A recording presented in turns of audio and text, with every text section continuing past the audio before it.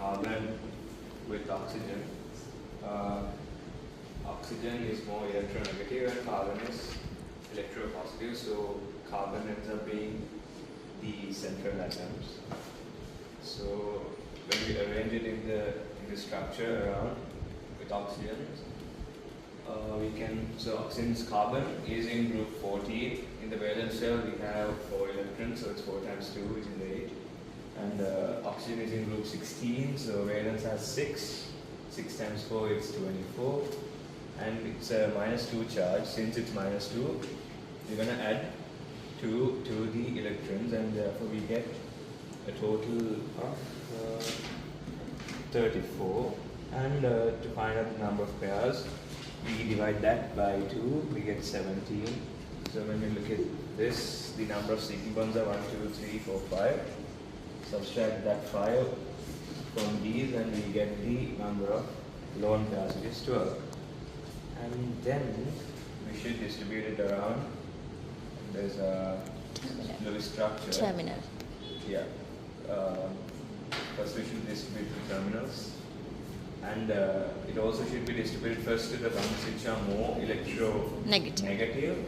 So we're going to distribute around oxygen. Until complete the octet. Yeah, to complete the octet. So we can distribute it around oxygen, and we have 1, 2, 3, 4, 5, 6, 7, 8, 9, 10, 11, 12. So we distribute all electron pairs. 12 lone pairs. And still the carbon octets are not complete. So what we're going to do is we're going to take one lone pair from oxygen to the bond and another lone pair in over here. And by that we get a double bond right here. And now when we compare the octets, all the octets are complete. And now to assign the charges. Now we're going to check the formal charges. So if you take this first, we have 1, 2, 3, 4, 5, 6, 7. In the valence shell it had 6, so 6 minus 7 we have minus 6 minus 7 we get minus 1 over there, okay. We know, don't worry.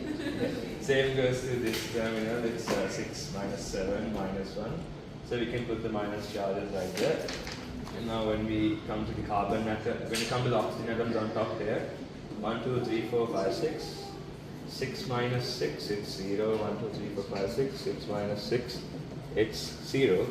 So no charge on the top.